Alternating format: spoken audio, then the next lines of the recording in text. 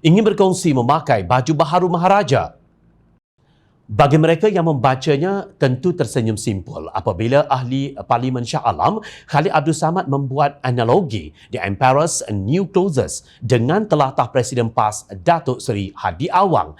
Ia kisah dongeng mengenai seorang maharaja yang terlalu asyik dengan pakaian cantik dan fashion terbaru sehingga terpedaya untuk membeli dan memakai baju tenunan benang ajaib yang kononnya hanya dapat dilihat oleh golongan bijaksana. Sementara itu golongan bodoh tidak dapat melihat baju berkenaan. Sedangkan pada hakikatnya sang maharaja berada dalam keadaan bogel. Tiada yang ingin menegurnya kerana semua takut dianggap bodoh dan ingin dianggap sebagai golongan bijaksana. Maka semua memuji baju maharaja kononnya cantik dan begitu halus tenunannya serta indah coraknya. Maka maharaja berasa begitu bangga terus menayangkan baju baharunya di khalayak dalam keadaan dirinya sedang telanjang bulat. Mungkin begitulah keadaannya seseorang yang dianggap ilmuwan dan ulama taraf dunia selepas menghasilkan tulisan dan kupasan yang turut disertakan ayat Al-Quran dan juga hadis. Tulis Khalid yang juga Ketua Komunikasi Amanah Nasional di Malaysia Deadline. Menurut Khalid, dalam keadaan sentiasa dikipas oleh golongan pengkagum dan walaunya, Presiden PAS tetap dipuji atas tulisannya walaupun bagi orang ramai isinya teramat cetek, malahan cukup dangkal. Seperti mana baju baharu Maharaja bertujuan mendedahkan kehebatan pakaian sang Maharaja, tulisan seseorang ilmuwan atau ulama kononnya menzahirkan kebijaksanaan dan kehebatan pemikiran ilmuwan atau ulama berkenaan. Tetapi dalam kes ini, sebaliknya tercapai. Sang Maharaja didedahkan tanpa seurat benang dan ilmuwan atau ulama tersebut mendedahkan kecetikan pemikiran, ujar Khalid. Dalam hubungan ini, Khalid berkata Hadi tidak memahami perbezaan antara darurat dan perintah kawalan pergerakan, sedangkan perbezaannya basic dan nyata. Penghujaan beliau yang ingin menyamakan golongan yang menyeru darurat ditamatkan dengan golongan ekstremis agama yang sanggup membunuh diri, iaitu suicide bombers, adalah berpaksikan andaian tamatnya darurat bererti tamatnya PKP. Sedangkan, kata Khalid, PKP dan darurat adalah dua perkara yang berbeza.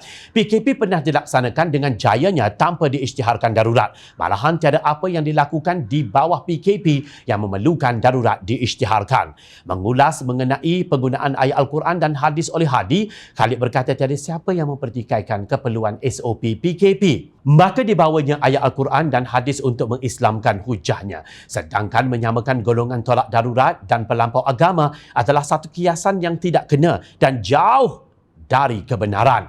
Dalam istilah perundangan Islam, ianya dinamakan Qiyas Ma'al Farik. Jelas pengerusi jawatan kuasa merayu penamatan proklamasi darurat itu. Khalid membidas kenyataan Hadi yang mendakwa kononnya golongan yang merayu darurat ditamatkan tidak mementingkan nyawa manusia asalkan mencapai matlamat politik untuk mendapat kuasa. Saya terfikir Presiden PAS ini telah hilang dalam lamunan dan khayalannya. Tidak menyedari bahawa rampasan kuasa melalui pengkhianatan politik golongan yang disokongnya adalah sebenarnya punca berlakunya gelombang ketiga. Tidakkah dia sedar bahawa atas keinginan kuasa melalui politik khianat, kerajaan-kerajaan negeri dirampas tanpa malu sehingga berlakunya pilihan raya negeri PRN Sabah dan PRN itu pula pencetus gelombang ketiga, bidas Khalid. Menurut bekas Menteri Wilayah Persekutuan itu, PAS bersama bertanggungjawab atas tindakan khianat yang membawa malang itu. Maksud Khalid, malang kerana kini Malaysia terbeban dengan ratusan ribu mangsa COVID-19. Kalau ada yang kejam dan tidak berhati perut demi kuasa, ianya pihak Perikatan Nasional dan Barisan Nasional serta GPS, iaitu gerombolan pengkhianat dan tamak kuasa yang sedang berkuasa hari ini, dan tiada yang boleh menafikan itulah sebenarnya sebab mengapa darurat diisytiharkan. Semata-mata supaya gerombolan ini tidak bermaruah ini terus berkuasa. Khalid menegaskan bahawa darurat tiada kena mengena dengan kawalan pandemik dan wabak atau PKP dan SOP. Melalui darurat ini, maka kuasa mutlak dipegang gerombolan ini. Mereka meluluskan undang-undang serta perbelanjaan duit negara sesuka hati mereka. Mereka menambahkan hutang dan menggunakan duit tabung negara ikut kehendak mereka. Dan yang paling penting, mereka terus berkuasa tanpa mandat rakyat dan sokongan mereka. Tidak malu dan tidak bermaruah sungguh gerombolan ini melakukan pengkhianatan terhadap rakyat dan negara dalam keadaan celik dan sedar. Mungkin Presiden PAS sahaja yang dalam keadaan tidak sedar dan terus berkhayal. Nah, itulah bidasan paling keras oleh Khalid Samad terhadap bekas Presiden partinya dahulu.